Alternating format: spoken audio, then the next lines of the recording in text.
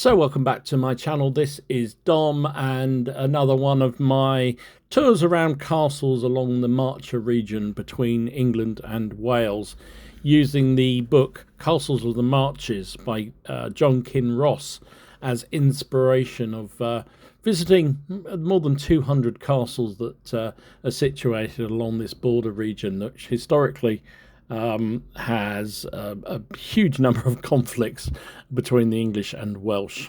Today I'm going to be looking at Hopton Castle.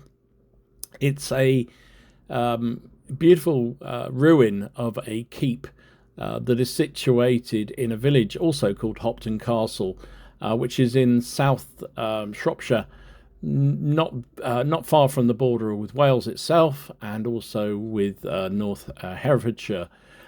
It's a beautiful place, lots of, it's a very small hamlet really, of some very old black and white houses, a lovely church, a bubbling brook, beautiful fields, pretty much a quintessential English town, if you like. Famously, Hopton Castle even featured on the TV series Time Team in 2010. It's been a ruin since the early 18th century and was partially restored in 2006 and 2011, was officially reopened to the public as a visitor attraction in 2011 by the Duke of Gloucester, after over £1 million worth of donations were raised by the Hopton Castle Preservation Trust from English Heritage and various other authorities.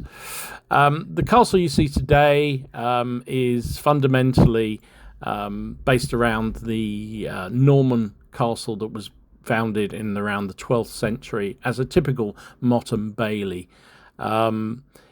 There's some confusion or uncertainty about exactly when the castle was built.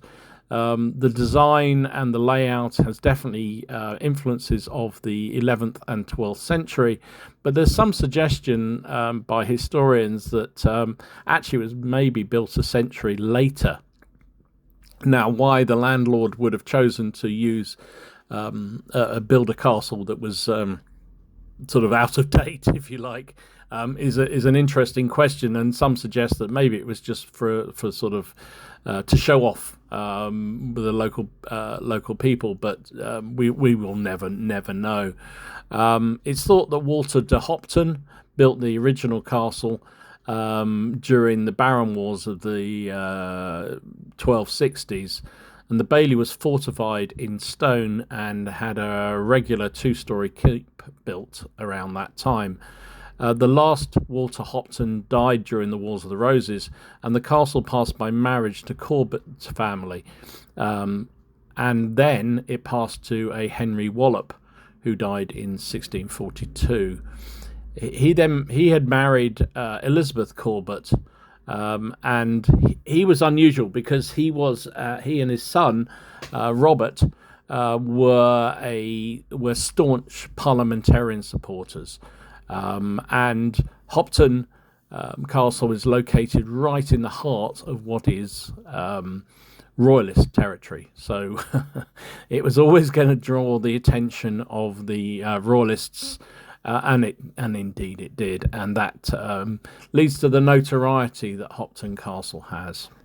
During the Civil War itself, as I say, Hopton Castle was one of the few castles to be held for Parliament in the west of the country.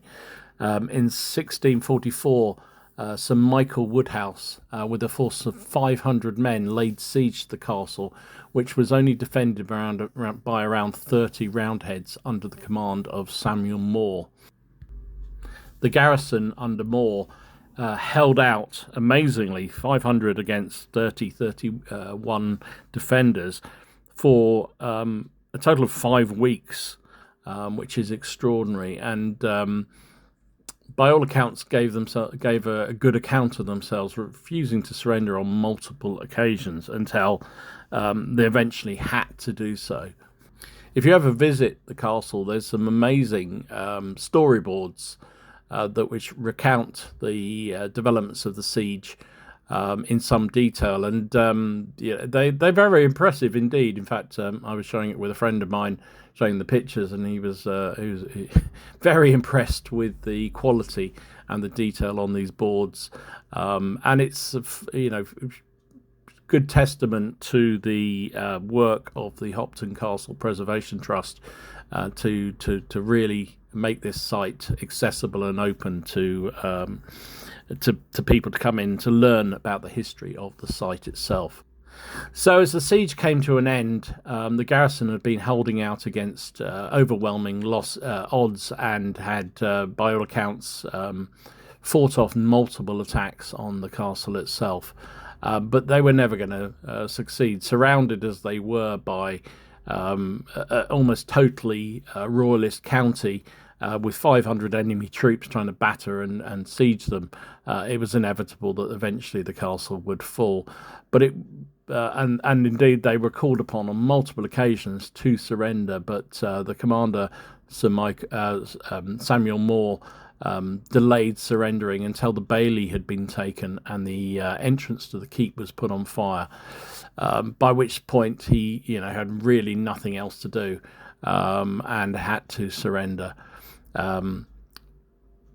But this is when notoriety strikes the siege, and what happened next was something that unfortunately often happens in civil wars, and apparently the majority of the prisoners from the castle, the garrison of what was left, the 31 men, were taken into captivity and then killed by their captors, all apart from the commander himself, Samuel Moore, who was held prisoner and in fact wrote an account of the siege of Hopton Castle. What happened next to the castle was unclear, but it clearly had been damaged badly by the siege, although it was deemed to be still habitable in 1700s, but then fell into repair pretty soon afterwards. And the castle as it remains is pretty much what's left after they had after the renovation works have been carried out. Today, it's what you can see from these pictures and video. It's a beautiful old keep in a wonderful valley location. There's very clear evidence looking at the ground around the castle that shows where the other buildings may have been, and shows some of the moats and what have you that there would have been originally. As I mentioned, the Hopton Castle Preservation Trust has done a remarkable job of preserving what's left of the castle. And there's continuing research into the history of the place and what happened there. As I mentioned before, Time Team, who, for those of you outside the UK, was a group of archaeologists that had a very successful series on the TV, who excavated a number of historical sites around the country. They had a program shot there from May 2010, where they clarified the shape of the castle and the history of its construction, and also tried to investigate whether there was any evidence of the massacre actually at the site, but they couldn't find anything like that. So well worth a visit, a beautiful location, beautiful part of the world.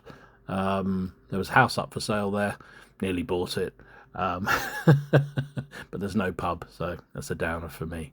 Anyway, I hope you enjoyed this little look at Hopton Castle. There's a couple more I've got to put up in the next few weeks, so follow, subscribe, do all the good stuff if you're interested in seeing some more of these castles on the marches. And thanks for watching. Thanks for the interest. I will speak to you all soon. Thanks for watching.